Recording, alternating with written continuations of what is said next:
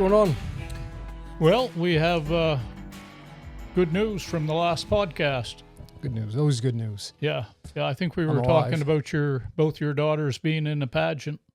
That's right. Little Miss Fort Fairfield and Junior Miss Fort Fairfield. So I got to brag a little bit. All right. Being Papa, they both won. They did.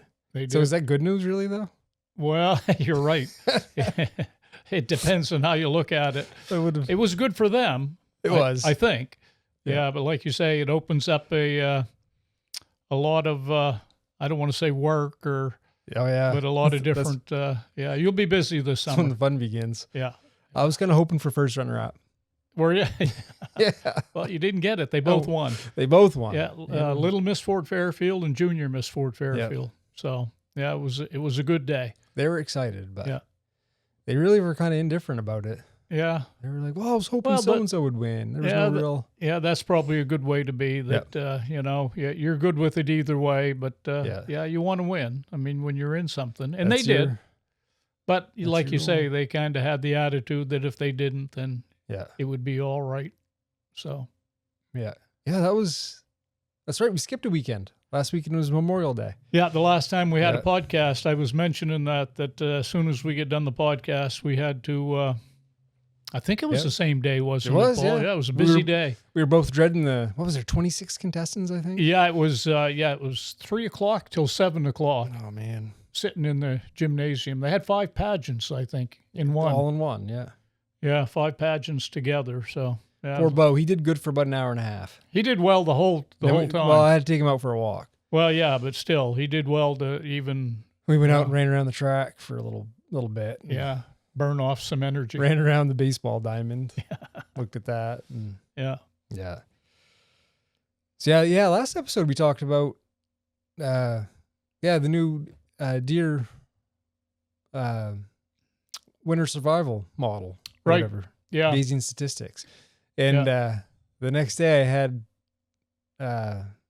Nathan Bieber email me. Oh, no kidding. Yeah. Super helpful, super nice guy. Good. He was just explaining about, he gave me some good studies to some data that the department has. And he basically was like, he was kind of blasé about the whole thing. And it was more or less because it was his predecessor in the department had started the study and he kind of inherited it. Right. And he said he just completed it because it was the right thing to do. It wasn't really his baby. Right. He said that's why he was kind of blasé about it. And another thing too, I think he had mentioned there was somebody else involved in it more than he was. Yeah, I haven't. So he gave me some good info. Was super open, and I explained to him, I'm like, hey, look, I'm not attacking the department. Yeah. Personally, we always speak very highly of the department. Yeah. But try to be unbiased and just speak what's on my mind. Right. And I explained to him, a lot of this is just kind of thinking out loud. Yeah. And nothing's perfect.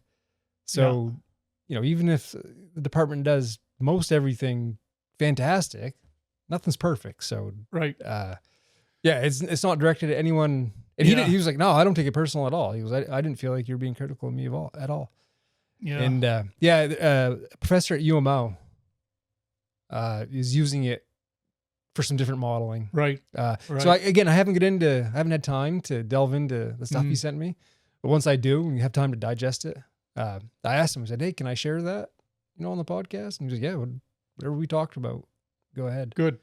I'm glad that he called and you had a good conversation. Yeah, so, emailed like me. I said, I hate to be critical of people and stuff, but I like, transparency and that's in the life. government and stuff. Yeah. And that's life. And we're always, the podcast would be boring and it wouldn't be real if I just sit here and say, oh, everything's rainbows and ponies. Yeah. And everyone does everything great. Yeah, they're all fantastic. And a lot of it's, and I can be wrong about things, but a lot of it's just whatever I'm thinking about that week. Yeah. And, so anyway, great. And he'd mentioned, he said he's a bit of an introvert. And I'm like, I relate 100%. Yeah, same. Yeah, I'm a recovering introvert. I'm not recovered. I'm just openly. Yeah, well, I'm recovering. I embrace it. I'm not there yet, but I'm working on it. So, because I was talking to Lacey about different personality types the other day, and I don't mind crowds and hanging out with people, but it drains me. Yeah, it doesn't restore me. Some people crave that, group activity, getting out and doing stuff. If I do that for an extended period of time, it's fine, and I can enjoy it. But when I come home, I feel mentally drained. Yeah, and I got to kind of take an hour of just. Yeah, I know exactly what you're saying, because it does the same to me. And after I put in a long day at work, one of the things I dreaded was a social event after work. Yeah, because my job was a lot social, dealing with people and talking with people and stuff. And then when I get home, I didn't want to. I just wanted to sit there, maybe soak in a TV or whatever. So yeah. So just to elaborate further on that, so I'm doing a solo Allagash trip. Yeah, that's a big deal. And so when this airs, I'll be someplace on the Allagash. Yeah. And really looking forward to it. Yeah. But I get a lot of weird looks from people, and even Lacey, she's like, "Just by yourself?" What a unique, because not many people your age, Paul, would have an opportunity. It could be up to 10 days. I don't know if you've decided how long. So I've got no agenda.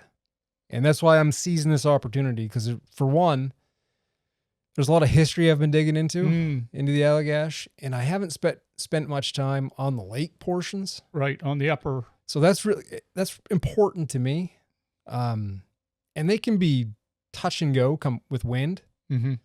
So if you're stuck on a schedule, and most people that do the Allagash, you've got an itinerary that you're sticking to. Yeah. You're under the gun.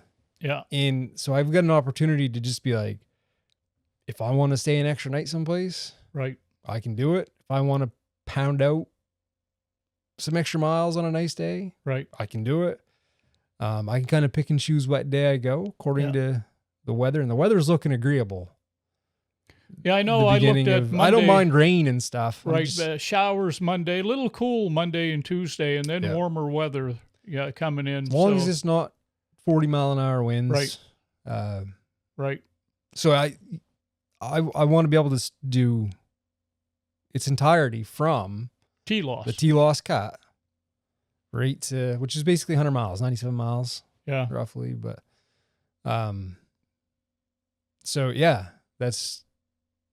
we'll see how long it takes. Yeah.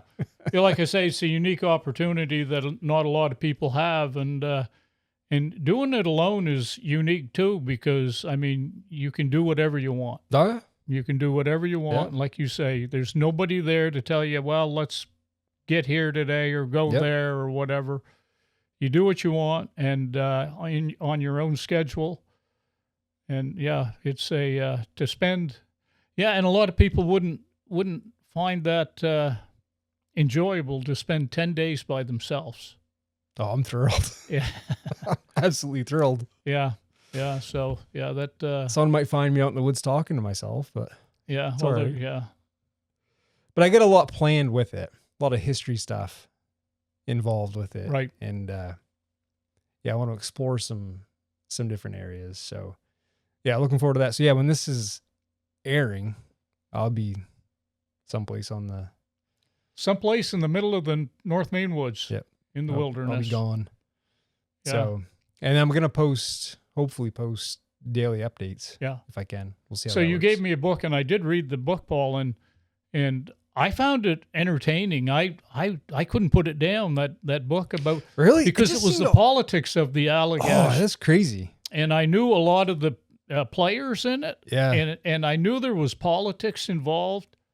I didn't realize how much politics played a part. It's dirty. It's like the mafia. Yes. It was like, I text Jason, because it's Jason Bushard's book. He gave me a couple good books that I've been reading. To me, the story behind the Allagash was interesting and stuff. And like I say, and it was more so the politics and the dirty politics. Wicked dirty. Behind the Allagash Wilderness Waterway, and the fight for, on one hand, trying to keep it a wilderness as much as possible, but having access and people being able to use it, and access points was always a big thing where you could put in the Allagash and stuff like that. It was I found it interesting. So the other book that I have, which is because I really like history a lot, and it's really a historical book on Chamberlain Farm. Yeah, and tons of references in it. Like it was a well done book as far as it documenting the history of Chamberlain Farm and what was going on there. And it's funny, so I get down so many rabbit holes with that stuff because you get reading that and they reference Thoreau. Of course, and I've got Thoreau's books here. Right. But I haven't read it in probably 20 years or 15 years. So I had to get that out and read at least his 1857 adventure with Joe Paulus. Right. Into Chamberlain Lake, over into Eagle, and then because they just touched the very southern. Who was the other Native American? Was it Etienne? Yes, Joe Etienne. Yeah. Addian or whatever, however you pronounce it there. I thought Joe Addian was the other. So it's great to kind of piece all those accounts together, right? Because there's a lot of overlap, and it gives you a more robust picture of what was going on there, and it makes you understand how we feel like it's such a wilderness, but it hasn't been much of a wilderness for a long time. No, and I guess just in the grand scheme of things, and that's kind of what this podcast is about, is kind of the outdoor economy, how that's changed over the years. Right. Because even then, when Thoreau was there in 1857, he talks about he couldn't find, he's like, where are all these pine trees they speak of? Yeah. They had already taken them. And that's what they were after at that time. Yeah. Early in the forest was totally different. And these huge pines and stuff, and that's what they went after. Because when they were going across Mud Pond Carry, he talks about that. And they actually got off on a tote road, which you're like, wow, 1857. All right, we already have some tote roads and stuff that are, man's already really left a mark on it.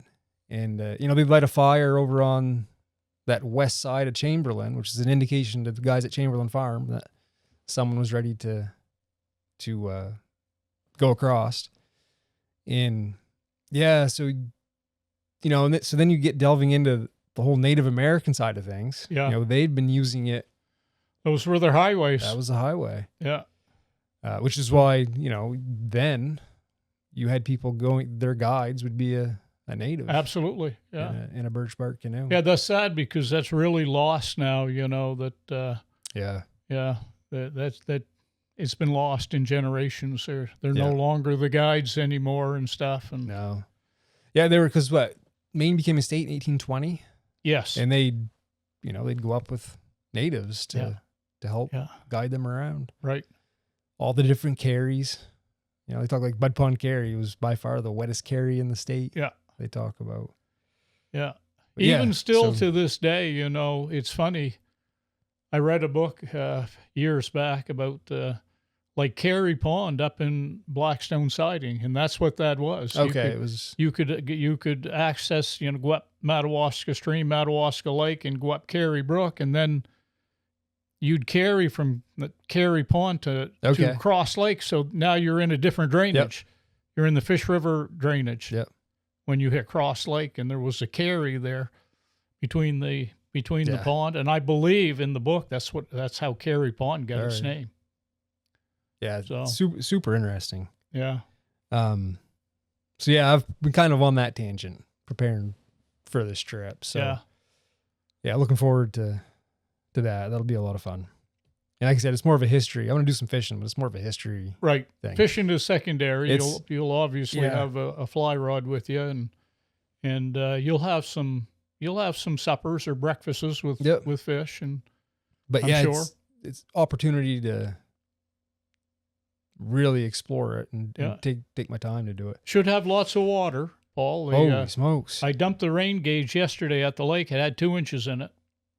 A solid 2 inches in the rain gauge. Jeez, you probably got that in an hour there the other day. Yeah. I was amazed. I said, wow, that's a lot of water. And it was up. I mean, the water in the brooks and streams and stuff was high. So, and it's been cool. And it's been real cool. Still dealing with cool temps, today we're looking at only in the 50s today, Paul.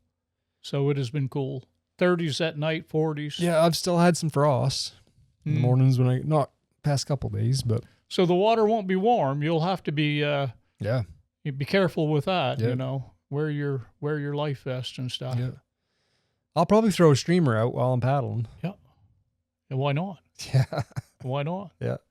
Go along the edge there. Go along the shoreline, and that's right. Why not?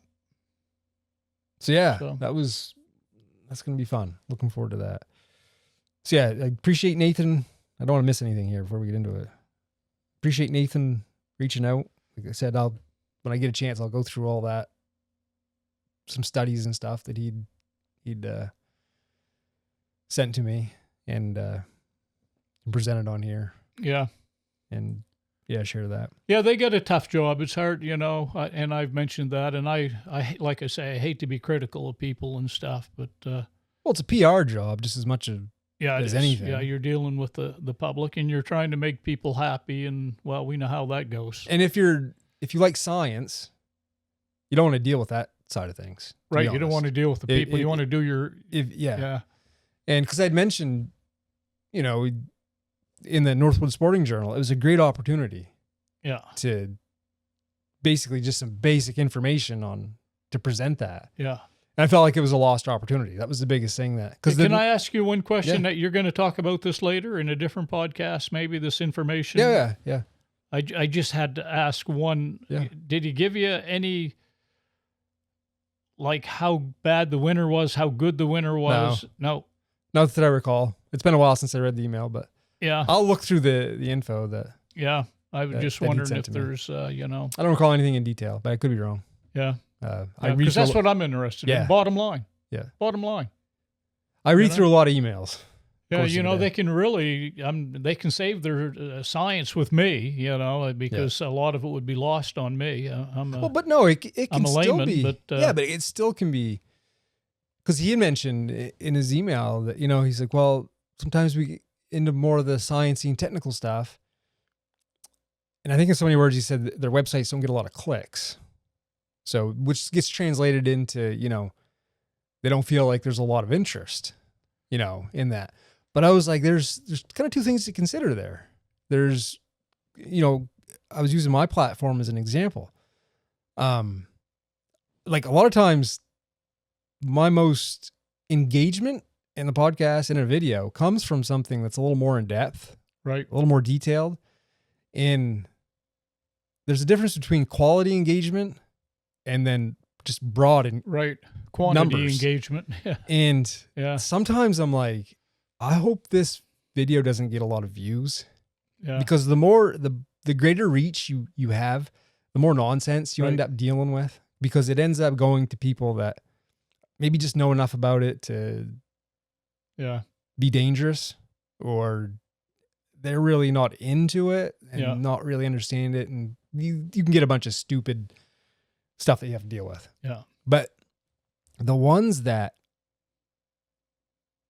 tend to be maybe a little more statistics involved, or a little more data information, I will get all kinds of emails and comments that are very, not just like nice podcast. Right. It's like a paragraph of something that they've, like a personal. So I'm like, that there's a difference between, you know, just a number of people that are seeing it. And then are you hitting your target audience and getting like good quality engagement, which is important to me. I'd much rather have quality. Striking a chord with somebody or whatever. Yeah. If you can hit your target audience correctly and you strike a chord, it'll show up. Yeah. And so like, I feel, you know, like in the Northwood Sporting Journal, that's kind of, I feel like that's a quality publication. Yeah. That I think a lot of outdoors men and women value. I know I enjoy it. I look for the in first that of the zone, month. not necessarily. I don't want to say. Sometimes in quote unquote outdoor publications, you may get a lot of like the hiker crowd, or the more maybe they don't like hunting. Yeah, and harvesting animals. Yeah, but I feel like the Northwood Sporting Journal is pretty. Yeah. Yeah, pretty Paul honed in Reynolds on- kind of flows in the same vein as I do, and he's interested in that stuff, and I think he does a good job of trying to get into the what's going on in the state of Maine, and maybe in the politic part of it too. I don't think he's afraid to say some uncomfortable stuff, and I told Nathan that. Like Paul doesn't. I'm like, I got to be honest. Whatever I'm thinking about, it might be uncomfortable. Yeah. For some people. Yeah. Might ruffle some feathers. It's not necessarily that it's right or wrong, but it's like, it's kind of what's going on. Yeah. And that's why, like I say, never gave the author's name in that, but I believe it was Paul Reynolds who had reached out to Nathan and for information on the winter and stuff. And Nathan said, hey, anytime you want to shoot me an email, and you're more than welcome to. So I was like, all right, I appreciate it. Yeah, so super nice. Yeah. Northwood Sporting Journal. I have people comment on that. Like if we ever bring it up, there's people from Canada, Nova Scotia, that if they can find a place where they can get it, they'll pick it up. Yeah. And read it. I love it. Like there's a guy from Nova Scotia that watches. He's like, any chance that if I'm stateside or I get an opportunity where someplace where I can get my hands on the Northwood Sporting Journal, I do it. Yeah. I get from what I read, that they're traditional Maine. They like the traditional conservative, the outdoors and stuff. And I really enjoy the, kind of no nonsense stuff, Yeah. There's enough nonsense in the world that I don't feel is actually the bulk of the population, even though we get fed it nonstop. Yeah. Most people are sensible. Yeah, for the most part. I'd like to think so. You don't get led that way when you read the media, the mainstream media and stuff like that. But we can pick on the media today. I mean, no, I won't do that. Media, yeah, schmedia. Yeah. So we're gonna go. So because I've got the Allagash trip coming up, and I've been digging into the history of it, and you brought it up. You mentioned, preserving the Allagash Wilderness Waterway, to have it feel some kind like it's wild. Right. But to me, I've always struggled with it being, it's kind of fake. Yeah. Right. Like it's. Yeah. So it's a 400 feet on each side of the river corridor. Yeah. And outside of that, it's an industrial forest, so as I'm going through the history, I'm like, man, it was remote, but boys, it was always some sort of method of generating revenue. Yeah. And so whether it was with the Native Americans, right. That's a good point, Paul. Yeah. They were using it for their survival and to make money. Trade. Right. It's always had some economic value. So I kind of was listing them out, because the other thing I want to get to, so it's going to be kind of a timeline of like, you got Native Americans and basically logging, right? And now we're into this area of, I guess we call it consumerism, and someone had mentioned, and I know you've seen it before, overlanding. Yes. It's kind of a up and coming thing. Yeah. And I've actually watched some YouTube videos of overlanding up in the North Maine woods. Well, we've run into groups of. Yeah. Yeah. I found it interesting. So. And people are concerned, that, hey, is it going to wreak havoc? Is it going to, damage the, ecosystem or whatever, stuff like that. But, and it is a concern. The biggest concern for me is this privately owned land. Right. And if you start, messing with that stuff, access can change. But boys, you compare it to logging and what it did environmental damage. No, I was relative, thinking the same thing. You're running the equipment skidders and logging trucks and even the log drives. Yeah. Oh my goodness. Look at the riverbanks after a log drive. just like carnage. Yeah. So 2% a year of the logs they floated down the river went to the bottom. Yeah. You know, and you multiply that by a lot of years, decades and stuff. And we could end up with a lot of organic material at the bottom of the lakes and rivers. Yeah. Which depletes the oxygen as it decays and stuff, they say. So siltation and, and spawning beds. And there's a whole, So it's always been a workplace. We established that, like with the natives and stuff. But then when logging started happening, especially when Maine became a state in 1820 and they started getting into, they started seeing dollar signs. Yeah. And the whole idea is, man, we got all this money here. How do we get to it? How do we get it out? We'll put a train in. Well, first it was, let's reverse the flow of the Allagash. Right. Think about that. Yeah. So they had the T-Loss Cat that they carved out. Instead of it going north, they started sending water down the east branch of the Penobscot, the Webster Stream. And there was like 300 plus mills in Bangor. Yeah. And you don't want to float it to Canada. No. We got to get it down to, how are we going to get it to Bangor? Yeah. So they start putting in dams. And then it just keeps expanding, like you said, then you get the tramway, and then the trains, because everything wasn't fast enough. The locks weren't fast enough to float logs across. We need a way to do more, faster, more efficient. Then we do the tramway, and then that's not fast enough. Let's throw in a train, and but that's progress. It is. Whether you're sending a train from the East Coast to the West Coast and, sending a man to the moon or whatever, we're always looking for, So then you get, at that point, post trains, say early 1930s, right around there, mid 1930s, you're starting to get more roads kind of encroaching in, and you start seeing a transition into the sporting camp culture, and kind of the commercialization of it being more recreating. That became a huge business. Still super remote, tough to get into. Yeah, some of that, Paul, you look at, and it was in some of the books that Jason had given us there, the Kineo House there on Moosehead. What a place that was. Yeah. Yeah. I see some aerial photos of the Kineo House there. That a lot of wealthy people. Yeah, there must have been a huge estate there. Yeah. Didn't they talk about that? We did a tour of Moosehead on the Katahdin steamship. We did, yeah. And I remember, I think that was part of the, at least part of the conversation. Yeah, they did. They catered to the wealthy from the cities for extended periods. They may bring the family up for the summer. Yep. So, yeah. Yeah. So you kind of get into the sporting camp area and stuff like that. They're selling access.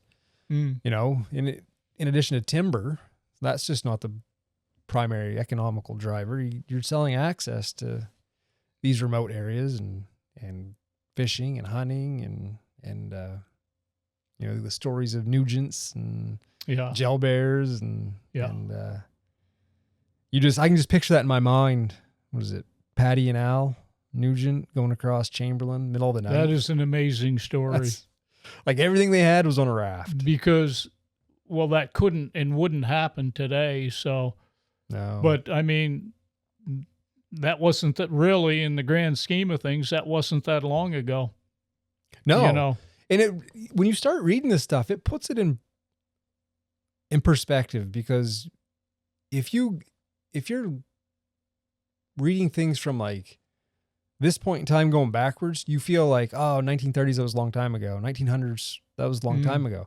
But when you go all the way back to when, say, those ice caps receded and now the land is exposed going forward, that's really 1930s is really current relative to. Well, I was born in the 50s, so I mean, that's like they did that just a couple decades before I was born. It puts it in perspective as to like when Thoreau goes there in 1857. Right now, at this point in time, looking back, you think that's a long time ago. Yeah, but from beginning going forward, Right. you're like, nah, that's thorough. Missed the real remote.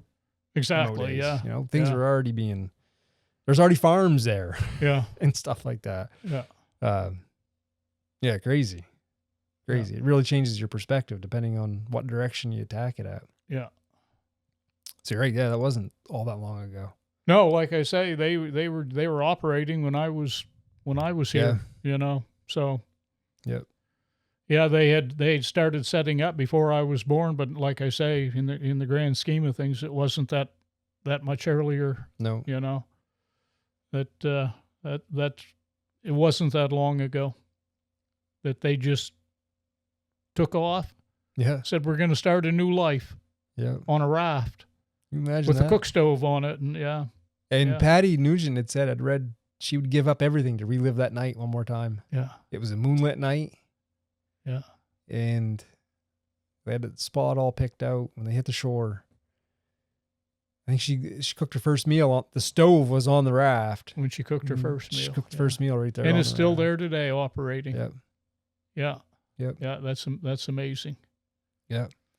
So yeah, then from that, we go into the more recreating camping sort of phase of things. Managed access, gates, permits, fees, stuff like that. Yeah. And I think now,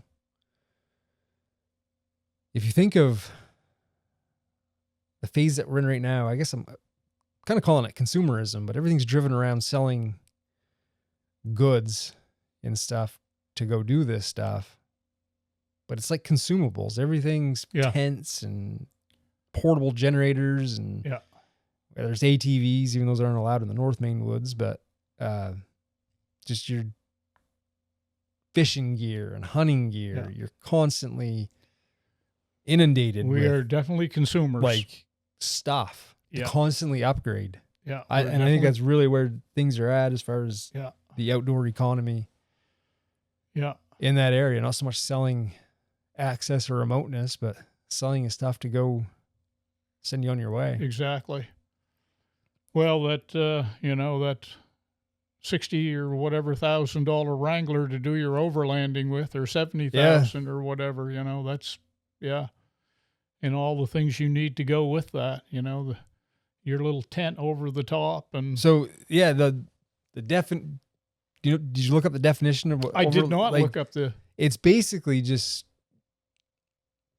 they're more about enjoying the journey. So not going and camping, right, and that being your destination, but the journey per se is your destination. Yeah, camping along the way in rugged terrain and a quote unquote capable vehicle. So tends to be the Jeep crew that you see a lot of. Yeah, the Wranglers, and they said you get a 4Runner. They kind of The 4Runners are big on that and stuff, and they like their little tents on top there. Tons of like hyper specific gear. With me, I could see like it being really enjoyable to do that, to travel, but like in the fall time with the shotgun and stuff, and to bird hunt along the way, to add that into it, or in the summertime to fish. Yeah. I mean, you get access to so many brooks and streams and rivers and ponds and lakes that you could fish someplace different every day. Fishing doesn't have to be the main thing. You can still do your overlanding, but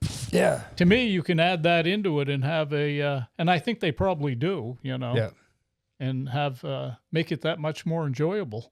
So I've gotten messages, people asking, like, man, I'm reading about like overlanding. Like, what's up? You guys seeing that at all? And I'm like, yeah, we've seen some groups. And I remember you mentioning like basically YouTube channels that are. Yeah, I've watched a few of them. They're interesting. And what a great place in Maine, 3.5 million acres. You go in the gate and you got a lot of and the roads that you can drive on, good roads, and there's plenty of roads if you like to get off a little bit, and there's plenty of that around out there. But the problem that comes up is, you worry about damage to the land or stuff like that. People doing more extreme stuff. Yeah. And the other thing is it's a working forest of logging trucks and people that aren't familiar with that.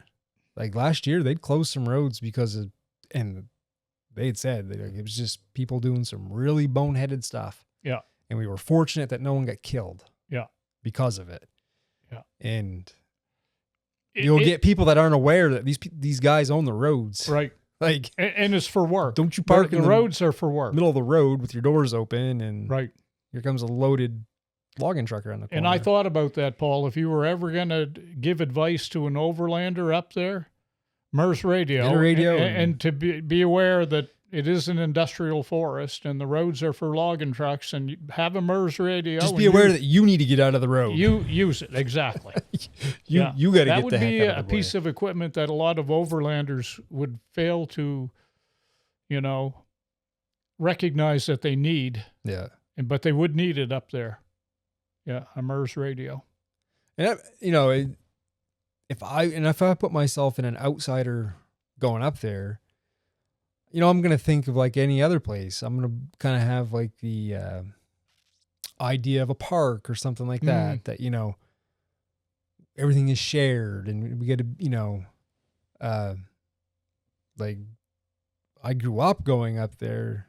So I guess I've got a little bit of fear built in about meeting a logging truck. Yeah. So I'm super wary of like. Yeah, we are. Are they hauling here? Yeah, we usually ask every time we go in if we're headed in, whatever road we're headed in, we ask if they're hauling out of there or whatever, and they give us good information. Yeah, because I will drive a further distance to go in some spot to stay away from avoid. Yes. Because I don't even want to be in their way. No. Like I don't even want to. No. I don't want to deal with it. And I got to deal with you. They don't want to deal with it. Yeah. So I'm just better off. Like Joe Holland gave a lot of good advice too on that on his channel there. He talked a lot about that, having a MERS radio. He's big into that, and you've got a MERS radio. Well, think about it. How many times you're like, hey, okay, he's a couple miles away. Yeah. You find a nice, convenient spot to pull over. Get over. It's stress-free. So you're already pulled over and he knows where you are. Yeah. And everything's good. No one's surprised. No surprises. But I was coming out deer hunting and it was funny.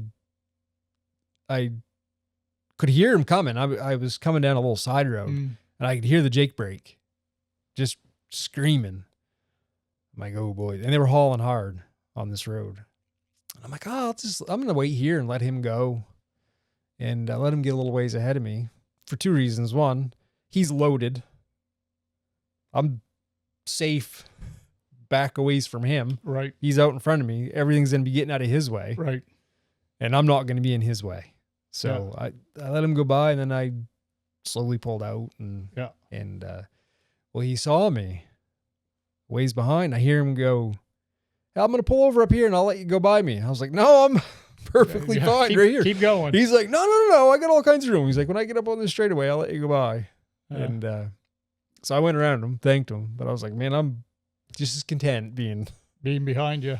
Yeah. Way back behind you. You're a good person to follow. Yep. Yeah. I'm like, no one's going to go through you to get to me. That's for sure. Yeah, he was loaded big time. The only problem with that is if it's real dusty and he goes by somebody in the opposite direction and then they pull out, and you're in a cloud of dust or whatever, that could be a could be a problem. That could be bad. But it was muddier than old. Yep. I'm sure of it. I'm sure you would have recognized the situation. Matter of fact, I think they had chains on. Yeah. You would have recognized it. We were in that weird phase of November. You get some snow and then warms up during the day. Yeah. Makes a mess, but. And it's funny too, Paul, how fast that can dry out with them driving on the roads and stuff. Oh, yeah. And it can go from wet and, it can rain one day and be dusty the next. Yeah. It changes quick. Yeah, the dust can be just as dangerous. You think about me, even when you're pulled over. Yeah. They go by. Yeah. And you can sit there for, it seems like 5 minutes. Before it clears. Before you can even pull out. Yeah. And you're going, man, I hope nothing's coming along here. Yeah. They don't know I'm here. But yes, overlanding, that's kind of the new, I guess not a all-inclusive economical driver, but it's something that's growing. I'd read a stat, I think from 2024 to 2025, it went from like 8 million people that did it to 12 million people. Wow. So you had a 4 million person increase. So is there a region of the country, Paul, that it seems to be popular? Out west, yeah. Huge. That's what I was thinking. But I'm not sure how they do it out there. I can't imagine it's the same as what you would do here because it's private land right here. I'm not sure exactly what that looks like, but yeah, it's something that's happening.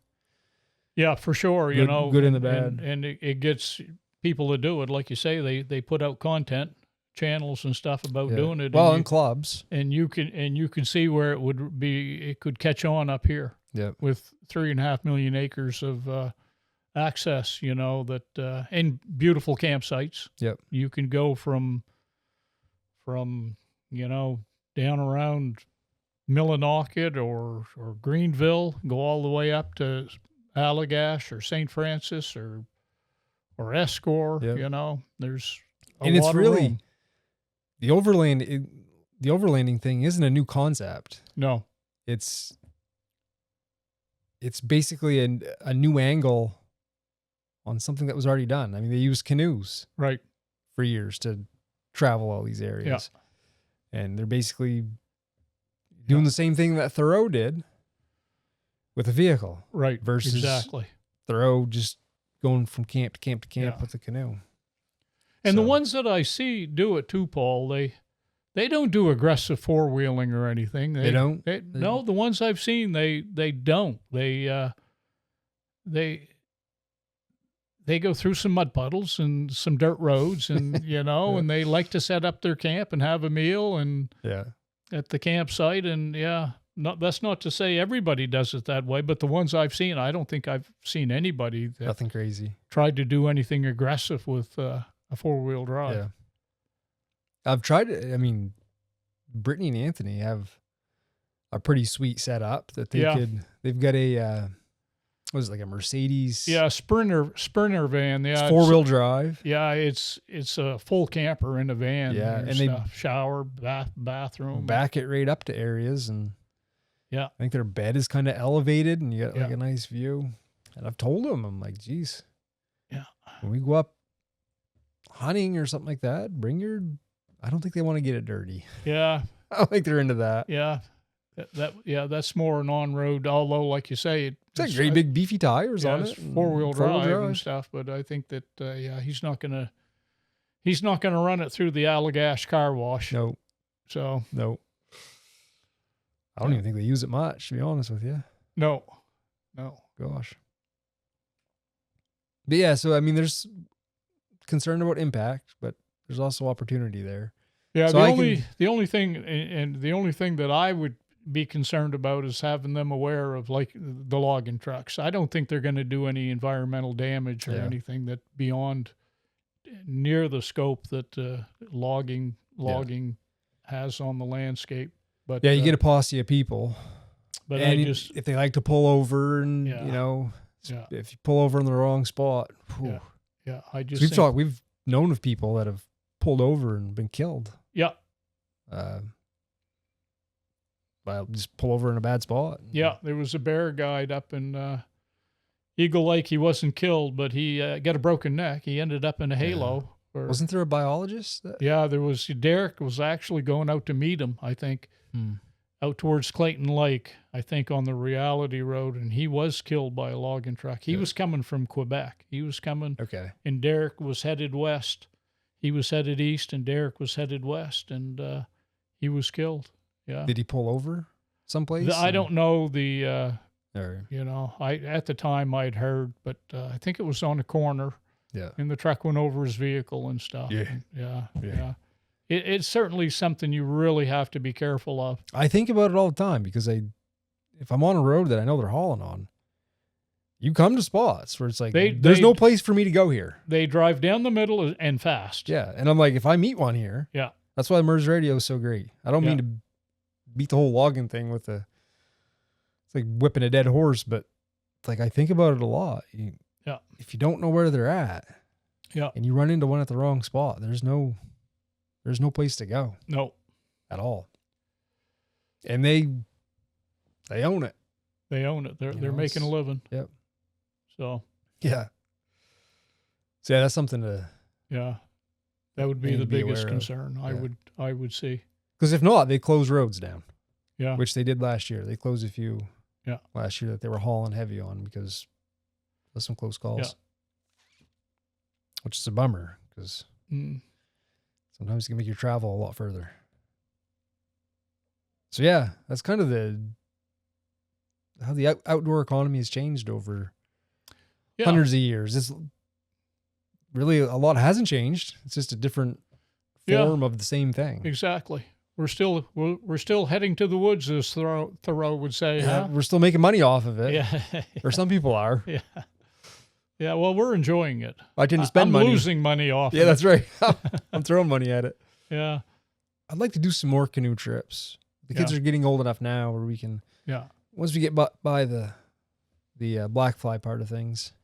Yeah, that'll be a concern. You'll be hitting that just about, take lots of fly dope. I don't want to see you. Lots of cigars. Yeah, you'll be just like a big moose there with winter ticks all over. You'll come home. There won't be anything left of you. Look at some of the fishing videos. Yeah. I've seen you sitting in the front of the boat there with your neck all chewed up. So small price to pay. Yeah, could be worse things you're dealing with. Yeah, could be breathing in this when the bad bugs air. are biting, the fish are too, right? Yep. Yeah. Yep. Well, good. Anything else to add? No, you were one of the things I just read, Paul. I looked into the economy there, recreation economy, hunting and fishing, and license sales have gone up a lot in the last 5 years. I think they said from 2020 to 2025, hunting license has gone up a lot, which is good because it was a long downward trend for a lot of years. So it's good to see that. That is kind of going up, headed in the opposite direction. Big game or? It just said hunting license. The two types of hunting that people generally want to do in Maine, the biggest economic driving forces in hunting are deer and bear. Right. They mention those two. Deer and bear hunting are really it's about, I think they said 350 million, hunting economy in Maine. Right. It's recreation in itself is $4 billion a year, which has doubled in the last decade. The outdoor fishing and boating being the number one recreational. Well, pursuit. I mean, presumably COVID was a pusher of a lot of that. Yeah, because people were getting back outside and stuff. Couldn't do anything else. So go spend some time outside. So if we can just get it warm up a little bit, get the water to warm up. Yeah. Dry fly activity will start happening. It'll happen. It always does. We'll have summer sometime. Next Wednesday. Yeah. Next Wednesday. Monday and Tuesday are going to be a little cool, and then Wednesday, like I say, it's up in the 70s, and I think there's some days in the 80s and stuff. So the flies will hatch pretty. They will. Right now it's too cold for them up here. I had one day. We had a day where we got into the 80s. Yeah. And I was down back, and the black flies came out that night. Yeah. Yeah. God, there's an ant there. Yeah.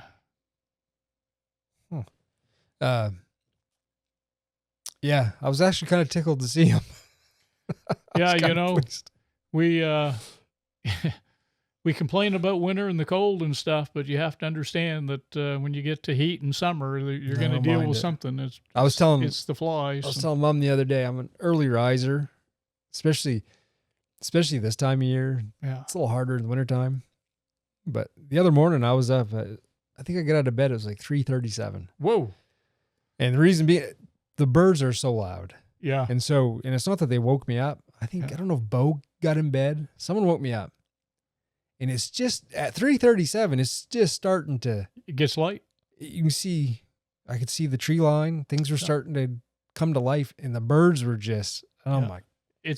I'm awake. I'm getting up. It's a beautiful sound, and Narda and I had this conversation the other day, and I said I remember waking up at camp and hearing the birds, even through the wall of the camp. Yeah. Walls of my house. And I said, because we've tightened up the camp so much, I no longer hear the birds. She said, it's not that, Mark. You don't hear anymore. She said, yeah. I said, you know what? You're right. Because I can hear them. I don't hear them. Oh, it's so nice. I don't hear them. We'll be walking down the road and she'll say, did you hear that bird? And I'm, nah, high-pitched sounds I don't hear. So it's so beautiful. So yeah, I was, it was like 3:37. I was like, yeah. My wheels get turning. I'm like, I got stuff to do. I'll make some coffee and watch the sun come up and listen to the birds and work on stuff. Yeah, I miss the sound. Like, I can hear them once in a while if I'm outside and they're close and it's quiet. I can hear them, but hearing them inside now, Narda will often say, listen to the birds, and I'll go, I can't hear them. Because wintertime, it is like dead still. There's nothing. No. And there's a huge difference. The first morning that it's like someone flips a light switch. Yeah. Like life. Things are alive. Yeah. We went from just nothing. You don't hear a set peep and nothing. No. And then for 7 months or whatever, 8 months. And one day it's like, the robins are singing. So. And, yeah. So. Well, good. Things change kind of. And and things stay the same. Ways, they do. So there'll be a lot of places, Paul, when you're canoeing down the Allagash, it'll look the exact same way it did, other than there'll be different trees. It's not the pine trees you'll be looking at, but it'll be spruce and fir, but it'll be, just the same thing they saw hundreds of years ago. Yep. But if you go beyond the 400 feet, the beauty strip, there'll be an industrial forest there. Yeah, that's what I always get a kick out of that. Yeah. Like, want it to be wild, but it's kind of a it's kind of a play on the So that was a big thing in that book, experience. Paul, that Allagash book is, looking at those logging operations, being in contact and harmony, working with the logging companies to make sure, because they really didn't want you to be able to see these places, even though it may be a mile away. They didn't want you to be able to see the harvesting operations from the river. Yeah. And of course, the siltation was always a problem, still is. They're cutting right up to the stream banks on the feeder streams.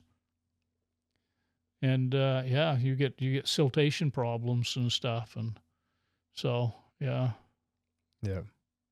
it was, I mean, it's like that on our Fish River chain lakes. Oh, bad. They're pretty good about when you look at a hillside. Yeah. Some of them you can see they've cut just to the edge, top of the hill. You can see through the tops of the trees to see the cut on the other side. But you're absolutely right. But it all looks. Yeah, it all looks like his forest. Like forest. Yeah. I think Joe had mentioned. He's like, boys, that'd be a good place to go up and hunt. And it was just a big steep ridge, and you were like, on the other side of that, that's all cut. It's only about 100 yards of woods there. Yeah. You cross that, and you go up that hill, and you get open. on the other side, start going. Yeah, that's all cut from the other side. Yeah, for sure, everywhere. But it looked like big woods from. It looked like you had beauty strips from the from the lake. So, all right. So I guess we'll probably miss another weekend of the podcast. Yeah, you can do a podcast by yourself up there from Allagash Falls, or if I was a better planner, I would pre-record some, but I've never been accused of we can do them when you get back. Having a good plan for anything. So it'll get done. Yeah, well, when it gets done. Yeah. All right, so I guess we have a recital to go to. All kinds of stuff going on. Your kids keep us busy. My gosh, pageants, and then now we're recital. Yeah. Violin recital. Yeah, you'll be driving in parades all summer long, Paul. Oh, that was it. When they announced both of them, I'm like, oh, Lord. Well, that's kind of good, though, in a way, because whether it's one or two, you're going to do the same amount. Yeah. You're gonna do it, whether you had one or two in it. At least this way, you're killing two birds with one stone. But you got to sit through more pageants. Yeah. Then next year, they got to give up their crowns and all that stuff. Yeah, and then you'll have to walk around the gymnasium twice. Yeah. Yeah. It was just, this guy again is walking. Yeah, they did good. Yeah. They don't really get nervous. No, they did amazing, Paul. Yeah, it was, do their thing. Fun times. Yeah. Annabelle, she's like, I'm talking about the interview. She's like, oh, I nailed it. Like confidence. Like she's 6 years old. Yeah. How does she know Yeah, exactly. How does she know what a good or a bad interview is at 6 years old? Yeah. How'd you interview guys? I nailed it. Yeah. Well, she won. So yeah, like, good for you. Yeah. Good for you. So, all right. Yeah. I guess till next time, get outside. It's good for the soul. See ya.